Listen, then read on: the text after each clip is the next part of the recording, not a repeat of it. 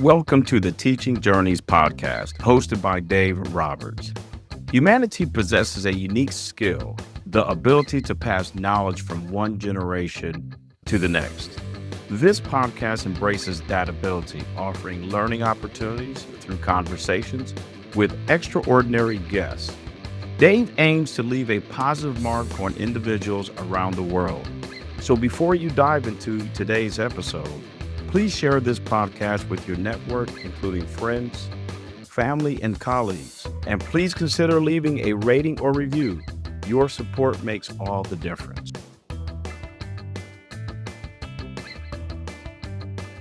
Hi, everyone, and welcome to another episode of the Teaching Journeys podcast. I'm your host, Dave Roberts, and today it is my pleasure to have as my guest Sylvia Wolfer. Sylvia is a grief coach working at the intersection of neuroscience, mindfulness, and movement. Her work is shaped by both professional training and lived experience. After years of trying to move forward through grief using conventional approaches, it was a science of the brain and body that gave her a different kind of understanding, one that helped her regain a sense of stability and agency when everything felt disorienting. Alongside this, her long-standing practice of Pilates became a powerful anchor, helping her reconnect with her body and find a sense of steadiness from within. Today, Sylvia helps people who are outwardly functioning but internally struggling after loss to understand what grief is doing to their brain and nervous system and to regain agency and rebuild capacity. Her work combines research-backed insights with a deeply human approach, offering digital courses, one-to-one support, and guided practices that meet people where they are. And meeting people where they are speaks to my heart because as a former therapist, Sylvia, that's what I learned to do in order to establish a good therapeutic relationship and a long-term relationship and to help individuals, find their voice. And with that, welcome to the Teaching Journeys podcast. I've been looking forward to our podcast and our discussion for quite a while now. Hi, Dave. Thank you so much for having me. Likewise, I'm really looking forward to this conversation, and I'm super grateful that you offer your platform to talk about these things that are so important, but still very taboo, like grief and death. Yes, grief and death are part of life and living, and we can't talk about life and living without talking about the eventual end of our physical existence, and with having that knowledge, what we're going to do to make an impact by our lives. It's always the yin and yang for me, Sylvia, always the yin and yang. Exactly. Mm. We met through some very unusual circumstances, and we have to really talk about this just because some of the best things that happen in life are the things that are the most unplanned. Anastasia Lipsky is a podcast agent who has referred several great guest contributors to me. And she messaged me on LinkedIn, and she said, Sylvia isn't a client, but I had an opportunity to speak with her, and I think she'd be a great fit for your show. But I'm going to leave it up to you there was more to that meeting that met the eye. So why don't you talk about what actually happened and how we actually got together? Yeah, I think it's a good idea to share that because it was completely out of the blue. Anastasia sent me a message, and we were not linked on LinkedIn. We had both commented on a post that we were interested in. And when I saw her message, I was a bit perplexed because clearly it wasn't meant for me. And so I replied and I said, I don't think that message was intended for me. And she laughed and said, oh my God, no, I'm so sorry. It wasn't for you, but hang on a second. I think I should introduce you to Dave. I think you'd be a great guest on his podcast. And that's how it happened. She created that group where we had a conversation, all three. And here I am. Yeah, Anastasia's forever the connector, but I think that's just some of the best meetings are the ones that are not planned.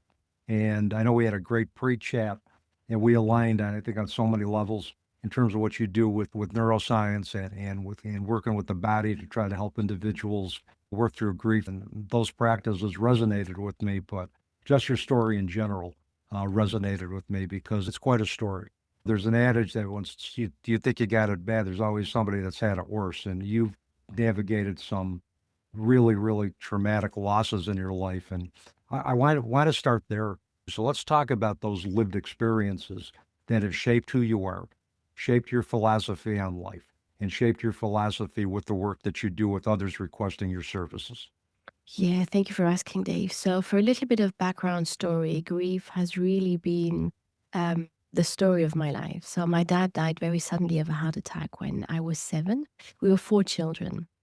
We were all quite little. My brothers were 5, 6, I was 7, and our older brother was 12. And 10 years later, our younger brother died in a road accident, also very suddenly. And needless to say, by the age of 17, I had then lost my dad and my brother both suddenly.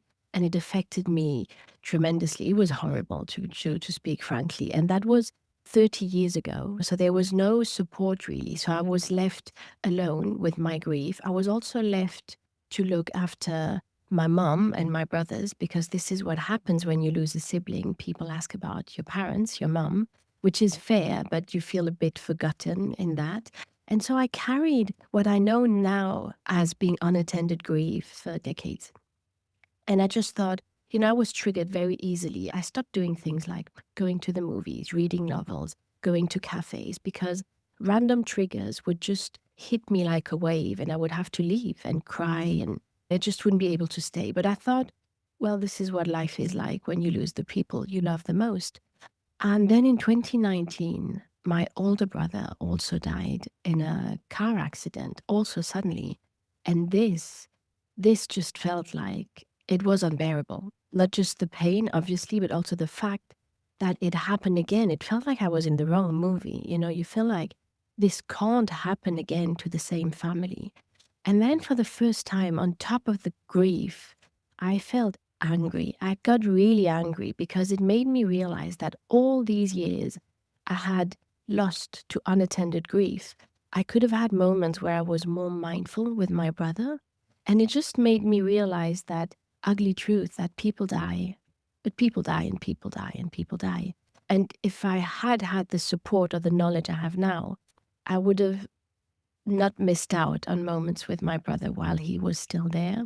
And then a few years later, more recently, my mum also died, not suddenly this time. So we did have the privilege to have goodbye conversations. So that's the story in a nutshell. And then I did some therapy, originally not for grief, but for other childhood traumas. But my therapist was very intrigued by the amount of grief that we had in the family. And one day she said to me, she said, it's not my place to say that as a therapist, but knowing you and your experience, you've been through grief more than average, but you're still hopeful and loving and joyful as well. I think you should share it. You should help other people go through their grief. And my first response was, no, thank you. Absolutely not. I'm trying to deal with my own grief. I cannot support other people through theirs. It's just too much. I don't have the capacity. And I walked home that day. And by the time I got home, I realized that she was right. And she had said to me before I left, she said, well, I think it's actually a mission. She's very religious, my therapist. And she said, I think God has given you a clear mission. I don't think you have a choice, really. You should really. And I realized that she was right. And so I decided to dedicate my work to helping others. And it's probably one of the best decisions I've made in my life. Yeah, I think, when we commit to service, it not only inspires others, but it inspires ourselves because I'm consistently inspired by other people's stories. And for me, Sylvia, it's been, 23 years since my daughter Janine transitioned from the physical world to the spiritual world. But those stories never get old for me. I will sit with somebody's grief, and I look at that as sharing their story of one of the most intimate chapters of their lives. That's a gift for me. They're trusting that I'm going to be a placeholder, an honorable placeholder for that story. And I inevitably learn something from it. And it doesn't matter how long or how short that individual's grief journey has been. I always learn something. And I'm always blessed with the fact that they trust me enough to share their story. Yes, absolutely. I think it really strips things down to the bare minimum, when you've been through grief. And I realized that working in that grief space now, whenever you meet someone who also works in grief, there's so much warmth right away. You Mhm. know, the first question we'll ask each other is, what's your story? What are you doing here? Because it's not something you choose for the glamour. It's not something You choose it as a dedication. It's a deliberate choice. It's not an easy choice, but it is very certainly a rewarding choice. You're right. Absolutely. And I mean, I think our life is going to be measured by the good that we leave in the world. I think in any way we can be of good to somebody, even if it's just opening a door for a random stranger, smiling at somebody who you don't know, because you never know what kind of a day they're having. So that little gesture of kindness may be just enough to get them through a tough moment. And Absolutely. I think, whenever in doubt, always love is the way and kindness is the way. Because you never, Always. yeah, absolutely.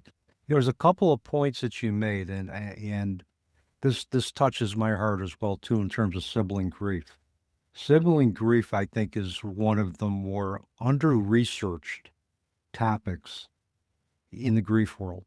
And you mentioned something that was very valid in terms of that sibling grief can become disenfranchised when it's not recognized. Because the biggest concern that everybody has is how are the parents doing? They'll say, Sylvia, geez, I'm sorry about the death of your brother. Just make sure you're doing well for your parents. Don't cause them any more pain. Be the good sibling or the good daughter and just take care of your parents. And you're thinking, well, who the hell's going to take care of me? I lost a confidant. I lost somebody I thought we were going to grow old with. We were going to get married. We were going to be in each other's weddings. We were going to do outings together with our children. And that dream is gone. Plus, you're going to tell your brothers stuff you never tell your parents. And that relationship does not get recognized enough. Tragically, and I don't know if you told me this, I think you might have or somebody else did, that there's been more research done on pet loss than there has been on sibling grief. And I think that might have been you that told me that. Yes. And Yes. it's a travesty because the sibling grief experience needs to be honored as much as the parental grief experience. And it gets kicked to the curb. I'm an advocate for if you're working with children and families and grief is an issue, don't forget the siblings, give them a voice, let them talk, share their story about the relationship, with their sibling, and what it Yes. means for them to experience that loss, what type of void it causes for them. And I'm glad you said that right up front because that puts the elephant in the living room. It just addresses that. Yes, yes, and you're right. It's an important point. Sadly, I've experienced sibling grief as a teenager, and then later on as an adult, which is a different, very different experience. And as a teenager, it was about my mom, which is, important. Of course, it's horrible, for a parent to lose a child. She was already a widow, and I completely get it. I'm not blaming anyone here. It was important that she got attention and affection and care and presence of other people, but mine and my brothers were overlooked. And then later on, my older brother, well, it was about his wife, about his children, which again is important, and I totally get it.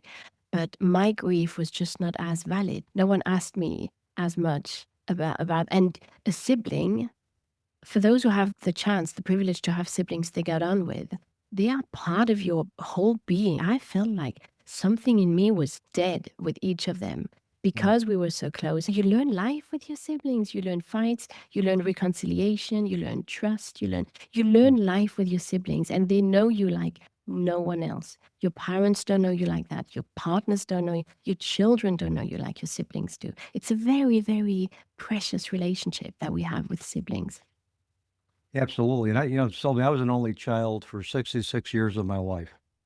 And through the wonders of Ancestry.com, I discovered that my father, who had left me and my mother when I was 5 years old, had fathered a child after he left the marriage. And I found out that I had a younger sister. And I've been married to my beautiful wife, Sherry, for 44 years, and she has 5 brothers and sisters. And I could never understand as an only child, because the only child experience is really different because everything revolves around you. You have time to yourself. It's different. And she would want to go and talk to her sisters, and I couldn't get it. I'd say, well, what do your sisters have that I don't have? Then when I became an older brother, I understood it. I walked up to her shortly after I met my sister and said, I get the sibling bond. I said, I could see why that's so important Yeah. because Siblings give you something that your partner, your spouse, and that your parents can't give you. As I look back on it, I could kind of say, yeah, I was selfish for thinking that way, but I look at it, I was an only child. I didn't know any better. I knew the only Of course. child experience. What an incredible story, though, to be gifted a sister that seems like you get on with, which sounds amazing. We had a great relationship, and she's in New Mexico in the United States, but we talk every week. She's been down to visit here because she lived in Utica for 45 years, Utica, New York, where I live now. So, and we have a great relationship. And now I'm getting the sibling experience, in my golden years. So, but hey, it's never too late. No, So, no. you also mentioned unattended grief, and I've never heard grief framed in that framework. What does unintended grief look like? And I know, and I saw this on your website, at the age 17, I'd already lost my dad and my brother, both unexpectedly and suddenly. For years, I lived in what I understand as unintended grief. So talk a little more about that. What does that look like? Yeah, I think this is a really important point, Dave, because from my personal experience, it was the case for me. I did not even realize it was unattended grief. I had really capitulated to the fact that this is just what life is like when you lose the people you love the most. You are wounded to a point where you just can't recover fully. And you will never recover fully, but you can certainly recover a bit better than what I did for years.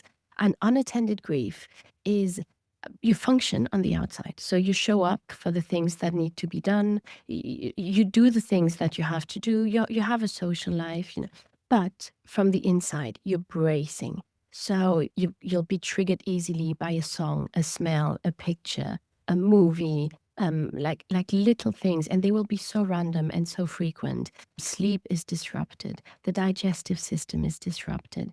The ability to focus is lessened. Socializing is way more tiring, and we tend to withdraw from social life a little bit. The recovery for people who love training is impacted. So it has a lot of physical symptoms as well, or shows physically. And I think that grief is really like a wound, because sometimes people say, but how do I know? Like, how do I know if I have unattended grief, or if there is a general fatigue, if the daily things just seem more tiring than they used to feel. And then if you think about your grief like a wound, so some wounds, physical wounds, will heal by themselves. That's just how it is. Some will. And so is grief. Some people will be able to go through their grief, suffering. It doesn't mean they're not suffering, but they find the resilience, they have the support, and they just find a way through it. But for others, just like a wound, it will not heal by itself. And when it doesn't heal, it doesn't just stay as it is, it gets worse. It festers. So if you can ask yourself, how does it feel to me? Am I slowly getting better? Or does it feel like it's not getting better? This would be the first question. And then, do you have any of these physical, struggle to focus, sleep that is impacted, irritability, or lethargy, these little things that just weren't there before, but that have been lingering for years? Yeah, it makes sense because grief affects the way we think, the way we feel, the way we look at the world. So yeah, and we need to attend to all of those domains of grief if we're going to get through grief. And one of the things that I know you found that conventional techniques to work through grief didn't work. And I think when you take a look at individuals like yourself who've experienced traumatic loss and multiple traumatic loss, it's such throughout your life, conventional methods just don't cut it. But there needs to be more than just either talk therapy or going to support groups. The other thing, from what I've understand and what I learned, we hold grief in our body, and talking about the story and telling your stories is cathartic, and you need to do it over and over again. But we also have to be mindful that after we tell it, we're re-traumatizing ourselves to an extent where we're going to be holding it in our body. So with that, after telling the story, what do we do to do some body work where individuals can release that trauma and where it becomes more manageable? I know that's the kind of work that you do. That's the work that I do, because grief and any type of trauma are stored in the body. And very often, grief will show up physically first. When we are hit by a wave of grief, when we are triggered, it comes up in the body as a short breath, heart rate increasing, feeling hot suddenly, It's a physical sensation before it gets to our brain, before it becomes an emotion or a rational thinking. And this is the good news, because that means we can use the body to support our emotions. And the beautiful thing is that this is not magic, it's biology. That's my mantra. We can use our body and just trust the mechanism. We don't have to believe it. We don't have to think our way through the process to being helpful for grief. We just use the body. And what has helped me, something I use in my work as well, is to nail the basics. Nail the basics.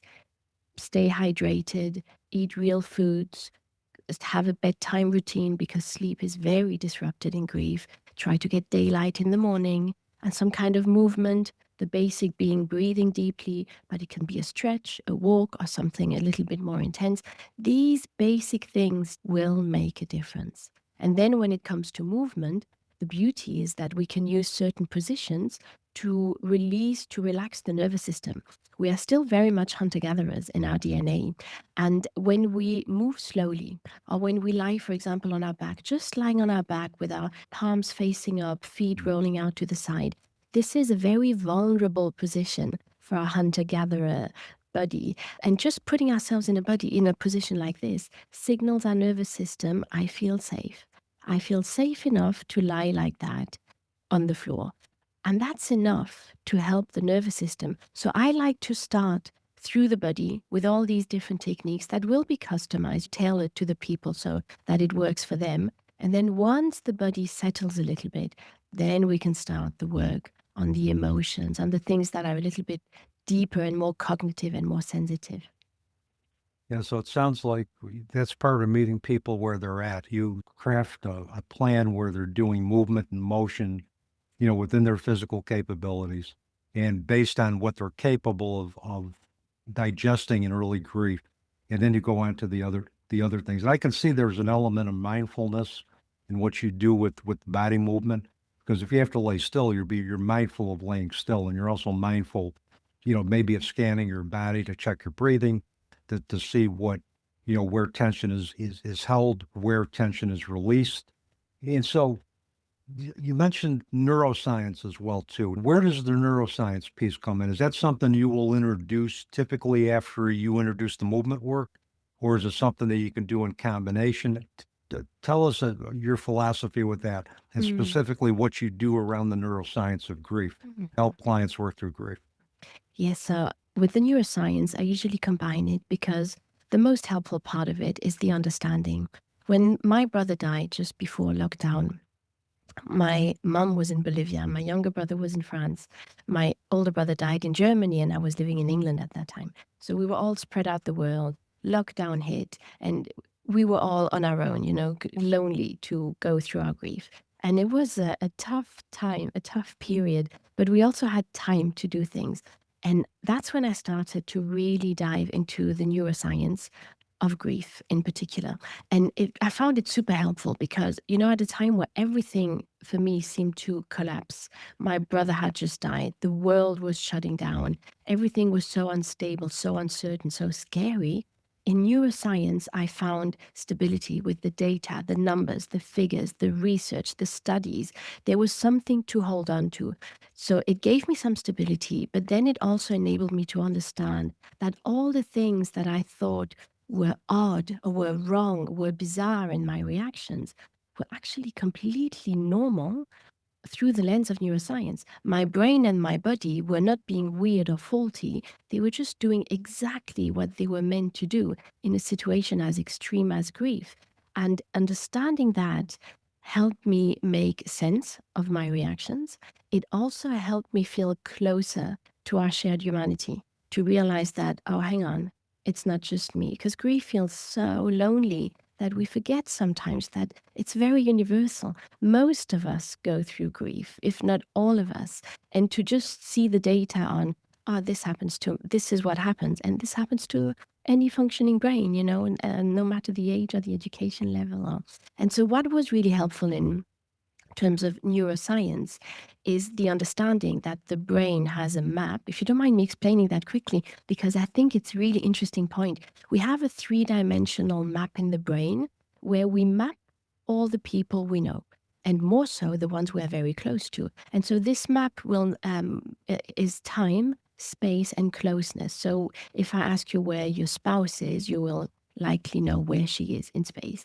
If I ask you when you're going to interact again, you're very likely going to be able to answer that question. And if I ask you how close you are, you'll also know this. And so when someone we love dearly dies, this map experiences a glitch. Suddenly, this map that took years to build is faulty and doesn't match the reality anymore. And this is what causes the triggers, because our brain is still expecting someone to walk through the door. We still grab the phone to call our loved ones. But this is because the brain hasn't recalibrated. Yes. People like to say, time healed. Time doesn't heal. What helps is the repetition of the experience, the repetition to the exposure of the new reality. So for someone who's lost their spouse, they will wake up in the morning very confused that their spouse isn't there, even though they know very well, they understand that the person has died. People are not stupid. They're not in denial. We're not idiots. We understand. But still, it feels very confusing. And it will take many more mornings, many more months, years sometimes, for the brain to recalibrate and to understand that this is the new reality. And it's that slowness, that process of recalibrating, that is so painful and so hard to grasp, but perfectly normal. Those are great points. And my wife and I now have been going to be married going on 44 years. So if one of us predeceases the other, we're going to have to try to recalibrate our neural pathways that were based on a relationship that we had for 44 years, that was based on her being alive. And so then when that person transitions or dies or passes on, however individuals conceptualize death, it's like now we have to develop new neural pathways to reflect That's it. the new reality that we're dealing with. And that doesn't happen overnight. It doesn't happen in 6 months or a year. For me to recalibrate my neural pathways after my daughter transitioned, it was about, I would say, a 3 to 7 year process for me to totally do that. And I was still obviously in engaging in meaningful work, and I was engaged in life, but it was a process because you don't put aside, or you don't work through 18 years of having a relationship based on life.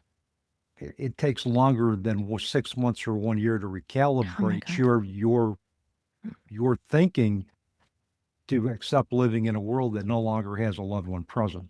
And Yes. and I think we need to understand that. I think we need to be patient with each other because there's still, the Kubler-Ross stage of grief advocates out there that believe grief is time limited.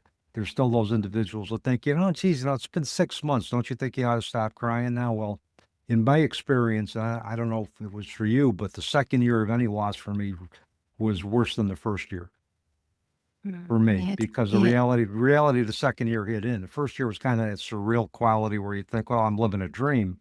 But then you realize in the second year, you're not living a dream anymore. This is reality. Thank you for sharing that you found that, it was a time frame of 3 to 7 years, because I think it's important to pinpoint that it does take a lot of time. And, you were talking about the 18 years you had together, and it's these 18 years, but it's also all the years in the future that you had in your mind, planned together. So it's not just the time we spend together, it's also all the projected future we had together that we need to readjust to. And the healing process cannot be accelerated. It is exactly like a physical wound. And, I always use that example. If someone has a broken arm, no one would ever say, can you please hurry up your healing process here? Can you please think your way towards a faster mending of your broken bone? No one would say that because we know it's impossible. It's the same for grief. It really does take time, and it's not a lack of willpower. It's not that people don't put the effort in. They just do not have the cognitive capacity to function as they did before. And it will take a long time until that works again. And especially at work, the brain fog, the difficulty to focus, the forgetfulness, these are all normal reactions. They're not laziness or that people don't want to do it. They do. They just can't. They genuinely can't. No, I mean, the early experience of grief doesn't allow for that to happen. And we need to be able to normalize that, for individuals who are going through grief and in the early phase of grief, particularly. I want to ask you, you had multiple loss of life growing up throughout your life. How do those losses, one, impact your assumptions about how the world was supposed to work? And secondly, does grief become more challenging when you're grieving multiple traumatic loss of life? Wow, these are deep questions.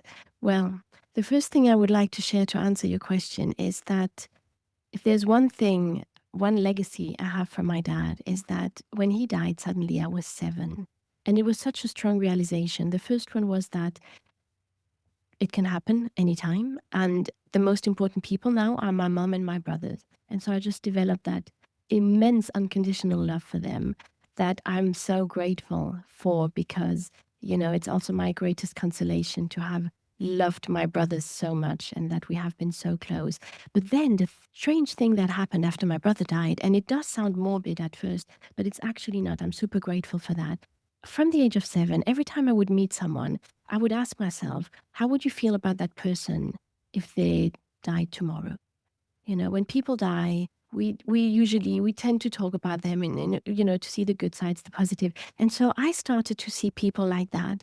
What is the good? And it just gave me an ability to love humankind that I probably wouldn't have had, if I hadn't had that shift of mindset from a young age. So grief has enabled me to love beautifully. And I'm super grateful for that ability to love. I see the good in people effortlessly.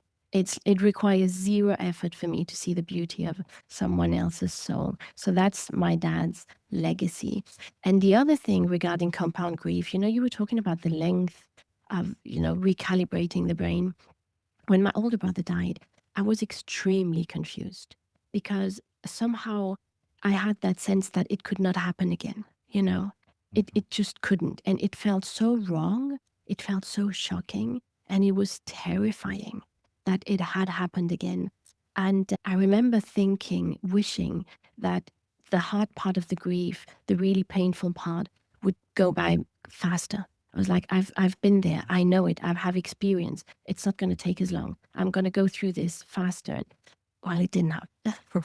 It didn't happen. I also find that every time, not for my dad because I was a child, but for my younger brother and for my older brother, it took 4 or 5 years, 4 or 5 years to really digest and not feel like I'm in shock anymore, like feeling joy again, feeling like lighthearted and genuinely happy. Mm.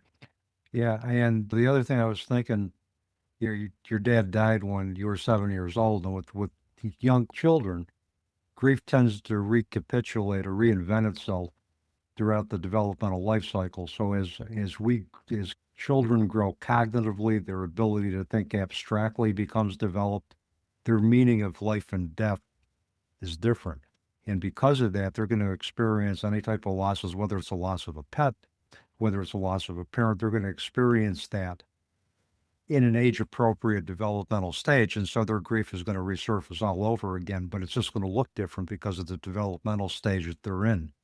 And that's one of the things I emphasize with my students in my death, dying, and bereavement classes, normalize that for parents.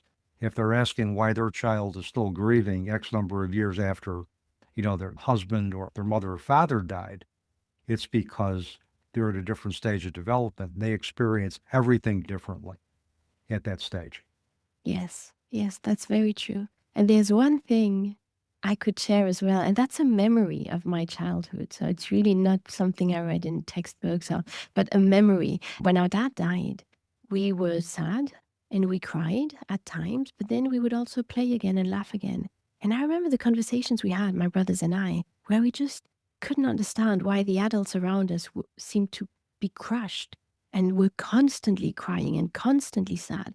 And we thought, but why don't they laugh ever again? Like, why have they stopped? Because we could play and cry and then go back to play. And that is something that stuck with me as well, that knowledge that it's possible, to have both, to have the laughter and the tears in grief. Yeah, we can have joy and sadness. We can be in activities where we're openly grieving our loved ones. And then we're in another phase, we're engaging in activities that restore us to, to living, to engaging in life again. Exactly. And it's normal that we're going to go back and forth. It's a very Mhm. dynamic process. Mhm. And life isn't meant to be all a ball of cherries and happiness and good things that happen.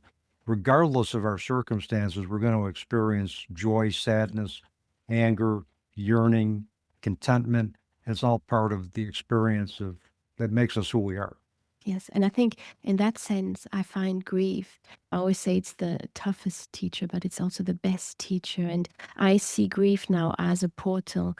Grief opens doors of pain and suffering and despair that you didn't know existed, but it also opens doors of love and meaning and joy and gratitude that we might not have known existed. It's really both ends of the spectrum, and it certainly made me a better human and much more grateful. I'm so so grateful for life and the people in my life and the simple joys of life. When my dad died, I realized that my people were my brothers and my mom. And I just loved my brothers and my mom so much that when my brothers died, there was that deep pain of, oh, damn, we were so close. They were my best friends. But then also that consolation that we loved each other so much. We would say it to each other. We had no arguments that were unresolved. And the beauty of the relationship. And I think this is thanks to the learning from our dad's passing at that young age to just enjoy the time we have together. And we did. And that is now a big consolation. Well, and I think when we experience any type of traumatic loss or life-altering circumstance, we realize that life is precious and that every Mm. day isn't guaranteed. And I think the other thing is that I think if we all could engage in a consistent gratitude practice to just find one thing we're grateful for every day, even if it's just to have the privilege of being able to get up, to go outside, experience nature and be allowed to do that one more day on this earth, I think is something that shouldn't go unnoticed. And, the other thing, I mean, I've been granted the privilege of growing older, and there's sometimes I will ask the questions, why was I granted the privilege of growing older? Individuals like my daughter and your brothers weren't allowed to grow older. And that's going to be the question that there's not going to be any type of evidence-based answer for that. I won't know the actual reason for that until I go to my next adventure. But one of the things that I've learned through my own work and through the work with some very wise spiritual mentors is that my daughter transitioned, and I really believe this, to show me that love could exist on the other side. And she remains a gift to me now because of the fact that she's always with me and that she's always a part of what I do. And she's with me in a different sense. And I also sense that your dad and your two brothers and your mom are always going to be a part of what you do. You're going to carry the best parts of them, and you're going to make a powerful impact in the world. And that's how I believe we get through grief, is through integrating the best parts of our loved ones into who we are. And we move through grief literally and symbolically with their essence as as a partner with us. And I think that's a Yes. dynamic combination. Yes, and it's beautifully, beautifully said. Yes, absolutely. And this is something, coming back to that three-dimensional map of the brain I was mentioning earlier. So there is time and space, and these are the two dimensions that are glitched, that suddenly don't match reality anymore. But there's one that lasts, and it's the closeness, it's the bond, it's the love of the relationship. And this is what I try to do in my work. That's the thing we work on. So to understand that time and space have changed forever, but closeness has not. This will remain forever. And that's something we can work on and really integrate and learn to carry with you, as you just said beautifully. And yeah, that just because a person experiences a physical death doesn't mean the relationship with that person's over. It's always ongoing. It's always Always, ongoing. Always on. always. Mm. One of the things, and you may have already addressed this, but I really would be remiss in not asking you this question, so I'm going to ask you. In your website, I was reading this, you mentioned that when your older brother died, something shifted. Could you elaborate on what specifically shifted for you when your older brother died? Yes, yes, I can tell you very precisely what shifted. I was so angry because I had the feeling that I had been a victim of grief. That grief was that enemy in my life, that villain, that monster that was just like throwing me around and triggering me randomly and cutting me off social moments I could have enjoyed, and that thing that I just could not control, that had complete control over me. And when my older brother died, I thought, that's it now. That's it. I'm not going to let that happen. I'm not going to let grief run the show. I understand it's here and I don't want it to go away. It's okay. But I'm going to be the boss now and I'm going to let grief in, but on my own terms. And that's what shifted. And that's what I worked on. And that's what I share in my work as well. Regaining agency, like grief will always be here. We cannot push it away, nor should we, nor do we want to. There's something bittersweet about the sadness and the pain of grief, but it doesn't have to run the show. Yeah, I mean, our losses certainly shape our experience, but they don't have to be our experience. They don't have to run Exactly. the show. You're right. And Exactly. and once I learned that, I became empowered to create the reality of my choosing in conjunction with the universe. In some way, what I had to do is make friends with my grief. Yes. I couldn't see it as the enemy.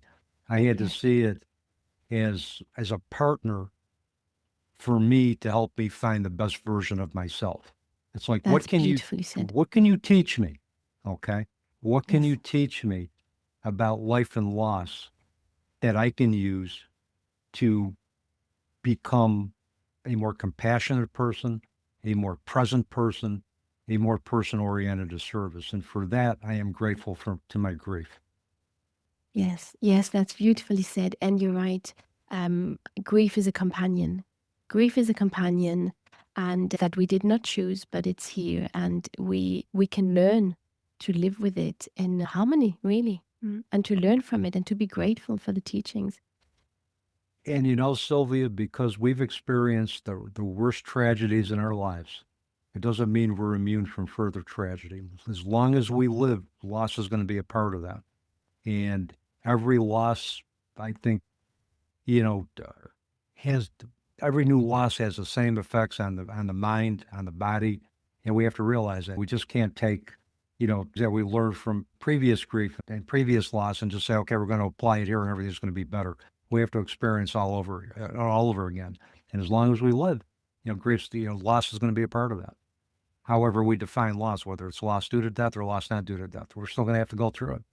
Yes, yes, yes. And the idea, of managing it is not to eliminate the pain or the suffering, but it's to learn how we can handle it best. We have a window of tolerance. You've probably heard of that principle of window of tolerance within which we can handle certain stresses, but sometimes life takes us above that window and we become restless, irritable, angry, or it takes us below where we become lethargic, sad, Yeah. tired. And the idea is to really learn to know ourselves enough so that we understand our window of tolerance within a given moment, and so that we can learn to support ourselves through difficult moments. Because as you say, they will always happen. We cannot be immune. We cannot become so cold that we don't feel anything anymore. That's not the aim of life. But it's certainly to learn skills that we can then apply when life's challenges hit again. Yeah, absolutely. Absolutely. Sylvia, you've left us, boy, with so much good stuff and so much of you in this podcast. But I do have a couple of more questions before we conclude our time today. In the first question, I'm going to ask you to dig deep into that reservoir of wisdom and come up with the one ultimate takeaway that you want to leave our audience with today. Yes. The one thing I would love for everyone to remember is that If you don't know where to start, if everything is too overwhelming, if the emotions are too painful, look after your body. Look after your body in a very simple way. Nail the basics. Fuel yourself, hydrate yourself, get sunlight on your skin, move, breathe, look after your body, and the rest will follow. You will do yourself good by looking after your body. Yeah, I think that's a great place to start. So thank you for that. My last question is going to give you an opportunity to promote yourself a little bit, promote your services. If individuals want to contact you, uh, find out about your services, retain your services, what's the best way for them to do that, Sylvia? The simplest way would be to look up my website, which is my name, sylviawolfer.com, SylviaWolfer.com. And there's everything. So I do offer one-to-ones. I also have quite a few digital courses that are accessible, that help people understand what's going on in the brain and in the body and how to help themselves in the moment when it gets difficult.